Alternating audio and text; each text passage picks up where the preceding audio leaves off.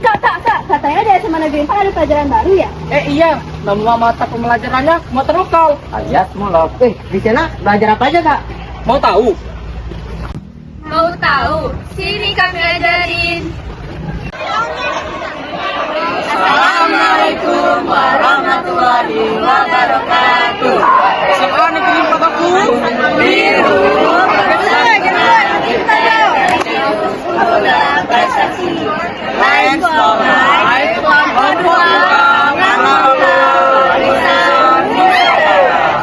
Baiklah, di sini kami akan menjelaskan materi tentang mulok alias muatan lokal yang bertemakan pangan lokal nabati dan hewani di wilayah pesisir pantai dan beserta potensinya. Nah, sebelum kita lanjut ke penjelasan materi, ada baiknya kita memperkenalkan diri terlebih dahulu. Silakan melihat video cuplikan berikut.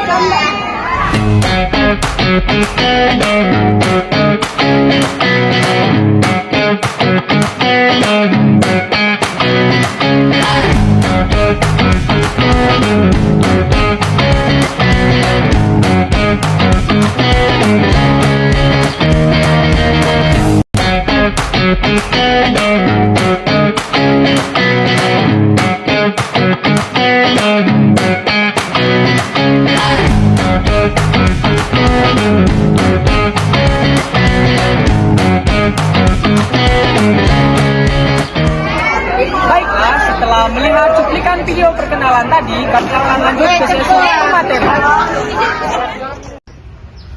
Mulok adalah singkatan dari muatan lokal, yaitu mata pembelajaran yang berisi tentang potensi dan keunikan suatu daerah.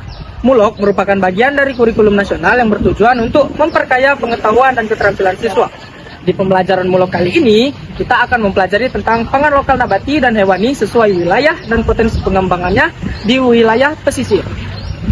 Pangan lokal nabati di wilayah pesisir mencakup berbagai jenis tanaman yang tumbuh dan berkembang di sepanjang kawasan pesisir, baik yang berasal dari daratan maupun yang hidup di ekosistem mangrove dan sekitarnya. Selain pangan lokal nabati, ada juga pangan lokal hewani. Pangan lokal hewani di wilayah pesisir merujuk pada berbagai jenis hewan yang hidup di laut atau perairan pesisir yang dimanfaatkan oleh masyarakat setempat untuk kebutuhan konsumsi pangan pesisir dengan ekosistem lautnya yang kaya menyediakan sumber daya alam yang melimpah, mendukung pola makan tradisional masyarakat pesisir. Nah, berikut adalah contoh pangan nabati yang umum ditemukan di wilayah pesisir. Yang pertama yaitu kelapa. Kelapa adalah salah satu tanaman yang sangat banyak ditemukan di wilayah pesisir. Semua bagiannya, mulai dari tempurung kelapa, air kelapa, daging kelapa, dimanfaatkan dalam kehidupan sehari-hari. Daging kelapa dapat digunakan untuk membuat santan, minyak kelapa, atau dijadikan bahan makanan dalam berbagai olahan tradisional. Lalu yang kedua, sagu. Sagu merupakan tanaman yang banyak ditemukan di wilayah pesisir, terutama di daerah yang memiliki tanah rawa atau payau. Sagu diolah menjadi bahan makanan pokok seperti papeda atau digunakan untuk membuat kue tradisional. Yang ketiga, pisang. Pisang banyak tumbuh di daerah pesisir, terutama di tanah yang subur. Pisang dapat dimakan langsung, diolah menjadi keripik, digoreng, atau digunakan dalam berbagai hidangan tradisional. Yang keempat adalah jagung. Jagung sering ditanam di pesisir sebagai alternatif sumber karbohidrat. Selain dikonsumsi langsung sebagai jagung rebus atau jagung bakar, jagung juga dapat diolah menjadi bubur jagung atau bahan campuran dalam kue-kue tradisional. Yang kelima, rumput laut. Rumput laut yang tumbuh di daerah pesisir menjadi salah satu pangan nabati yang penting. Selain dimanfaatkan dalam industri agar-agar dan produk kesehatan, rumput laut juga diolah menjadi makanan khas seperti dodol rumput laut, keripik, atau dijadikan bahan dalam masakan lokal. Yang keenam adalah tanaman mangrove. Beberapa jenis tanaman mangrove di pesisir seperti buah mangrove dan daun mudanya digunakan sebagai bahan pangan tradisional. Buah mangrove misalnya dapat dimakan langsung atau diolah menjadi makanan seperti manisan atau minuman. Yang ketujuh adalah kacang-kacangan. Beberapa jenis kacang-kacangan dan umbi-umbian seperti ubi jalar, gendili, atau kacang tanah juga dapat ditemukan di wilayah pesisir. Tanaman-tanaman ini sering digunakan dalam pembuatan camilan tradisional atau sebagai pendamping nasi. Yang kedelapan adalah daun-daunan dan rempah.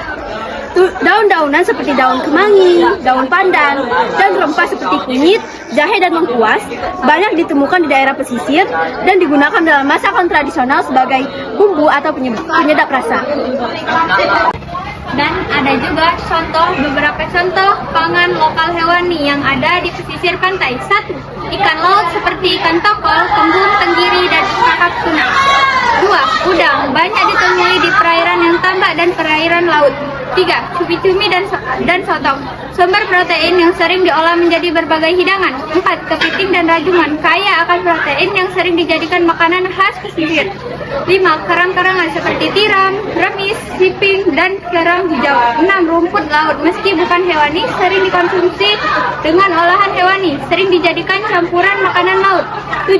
Seripang, timun laut, sering dijadikan bahan makanan atau obat-obatan tradisional.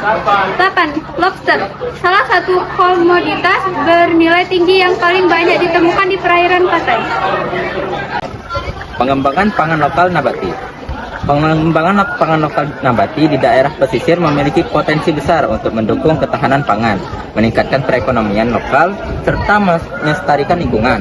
Berikut adalah beberapa potensi pengembangan pangan lokal nabati di daerah pesisir. 1. Pengembangan kelapa. Potensi: kelapa merupakan tanaman yang banyak tumbuh di wilayah pesisir dan dapat dimanfaatkan secara maksimal. Selain sebagai sumber santan dan minyak kelapa juga dapat diolah menjadi produk olahan lainnya seperti kelapa parut, keripik kelapa, dan produk pangan inovatif lainnya. 2. Sagu sebagai sumber pangan alternatif. Potensi: sagu adalah salah satu tanaman lokal pesisir yang dapat menjadi sumber pangan alternatif. Sagu dapat diolah menjadi papeda, produk tepung, atau bahan kue. Sagu juga bisa menjadi bahan baku industri olahan pangan.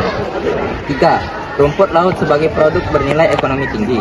Potensi: rumput laut di daerah pesisir memiliki nilai ekonomi tinggi, baik untuk pangan, agar-agar, makanan sehat dan kosmetik, maupun untuk industri kesehatan, produk suplemen, dan obat-obatan. 4. Pengembangan tanaman mangrove sebagai pangan dan ekowisata. Potensi: beberapa jenis mangrove dapat dimanfaatkan sebagai pangan seperti buah mangrove dan daun mudanya. Mangrove juga memiliki peran penting dalam menjaga keseimbangan ekosistem pesisir dan mendukung sektor pariwisata berbasis ekologi. Nah, yang kelima, pengembangan pisang dan umbi-umbian di pesisir. Potensi pisang dan umbi-umbian seperti ubi jalar dan gembili dapat ditanam di pesisir dan menjadi sumber pangan bergizi serta bahan baku untuk produk olahan. Pengembangannya meningkatkan teknik budidaya pisang dan umbi-umbian untuk meningkatkan hasil panen dan yang berkelanjutan berproduksi. Pemanfaatan hasil tanaman pisang dan umbi-umbian untuk produk olahan seperti keripik, tepung, atau makanan ringan. Pemasaran produk olahan pisang dan umbi-umbian sebagai makanan khas daerah pesisir. Keenam, pengembangan jagung sebagai tanaman pangan tambahan. Potensi jagung dapat tumbuh baik di wilayah pesisir yang memiliki tanah subur. Jagung merupakan sumber karbohidrat yang dapat dimanfaatkan untuk konsumsi langsung atau bahan baku produk olahan lainnya. Pengembangannya, peningkatan produktivitas jagung dengan teknologi pertanian yang ramah lingkungan. Diverifikasi produk berbasis jagung seperti tepung jagung bakar, jagung pipil, dan makanan ringan. Penyuluhan mengenai manfaat jagung sebagai pangan lokal yang bergizi. Yang ketujuh, pemanfaatan tanaman pesisir lainnya. Potensi beberapa tanaman lain seperti daun kemangi, pandan, atau rempah-rempah pesisir juga memiliki potensi sebagai bahan pangan dan bumbu masak yang khas. Pengembangan pengolahan rempah-rempah pesisir menjadi produk makanan dan minuman sehat. Promosi penggunaan tanaman rempah dalam masakan tradisional untuk meningkatkan konsumsi pangan lokal. Pengembangan produk herbal berbasis tanaman pesisir untuk kesehatan dan kecantikan. Dan yang terakhir, diverifikasi produk pertanian pesisir. Potensi menanam berbagai jenis tanaman pangan di lahan pesisir yang bisa dimanfaatkan untuk menghasilkan beragam produk pangan lokal. Pengembangan diverifikasi jenis tanaman yang cocok untuk pesisir seperti kacang-kacangan, sayur-sayuran, dan buah-buahan. Pengembangan kebun masyarakat pesisir yang menghasilkan pangan lokal berkelanjutan. Pemanfaatan produk lokal untuk memperkuatkan ketahanan pangan dan ekonomi daerah pesisir. Nah, Selanjutnya adalah pengembangan pangan lokal hewani di daerah pesisir memiliki potensi besar untuk meningkatkan ketahanan pangan, perekonomian lokal, dan konservasi lingkungan. Lalu berikut adalah beberapa potensi pengembangan pangan lokal hewani di daerah pesisir. Yang pertama yaitu pengembangan budidaya ikan laut dan air payau. Potensinya di daerah pesisir kaya akan berbagai jenis ikan laut yang sangat diminati, seperti ikan tuna, kakap, cakalang, dan ikan kembung. Selain itu, budidaya ikan di tambak payau seperti ikan bandeng atau udang memiliki potensi yang besar. Pengembangannya yaitu meningkatkan kapasitas budidaya ikan laut dan tambak dengan teknik budidaya yang ramah lingkungan dan berkelanjutan. Lalu, pengembangan teknik pemijahan dan pembesaran ikan yang efisien untuk meningkatkan hasil tangkapan dan produksi. Selanjutnya, pengolahan produk perikanan seperti ikan asin, ikan asap, dan abon ikan untuk menambah nilai jual produk. Yang kedua adalah pengolahan hasil laut seperti ikan, udang, kepiting, dan cumi. Potensinya, ikan, udang, kepiting, dan cumi adalah komoditas pangan utama dari laut yang dapat diolah menjadi produk dengan nilai ekonomi yang tinggi, seperti ikan asin, udang kering, atau kerang kalengan. Pengembangannya yaitu diversifikasi produk olahan, meningkatkan variasi produk olahan seperti keripik udang, terasi udang, cemilan laut lainnya untuk meningkatkan daya tarik pasar. Lalu, peningkatan pengemasan. Pengemasan produk hasil laut yang lebih modern dan higienis untuk memenuhi standar pasar domestik dan ekspor. Lalu, pemberdayaan masyarakat. Pelatihan kepada masyarakat pesisir untuk mengolah hasil laut secara efisien dan berkualitas serta meningkatkan daya saing produk. Yang ketiga yaitu pengembangan budidaya rumput laut. Potensinya yaitu rumput laut adalah salah satu hasil laut yang kaya akan nutrisi dan memiliki banyak manfaat, baik sebagai bahan pangan maupun industri kesehatan, seperti agar-agar, kosmetik, dan suplemen. Pengembangannya yaitu budidaya rumput laut, peningkatan budidaya rumput laut dengan menggunakan teknik yang ramah lingkungan seperti pemanfaatan keramba atau tambak khusus rumput laut. Pengolahan produk turunan, mengembangkan produk berbasis rumput laut seperti agar-agar, jeli, masker wajah, dan bahan baku kosmetik dan suplemen makanan. Kerang laut dan kerang esturi, kerang yang hidup di muara atau perairan payu, merupakan pangan lokal penting pesisir. Beberapa jenis kerang yang banyak dikonsumsi, antara lain kerang hijau dikenal dengan dinginnya yang lembut dan sering diolah menjadi sup atau kerang bakar. Kerang darah jenis yang memiliki rasa khas, biasanya dimasak dengan rempah atau dibakar. Kerang tiram banyak dijadikan makanan laut segar, baik dimakan langsung atau digunakan dalam memasak lainnya. 6. Teripang timun laut.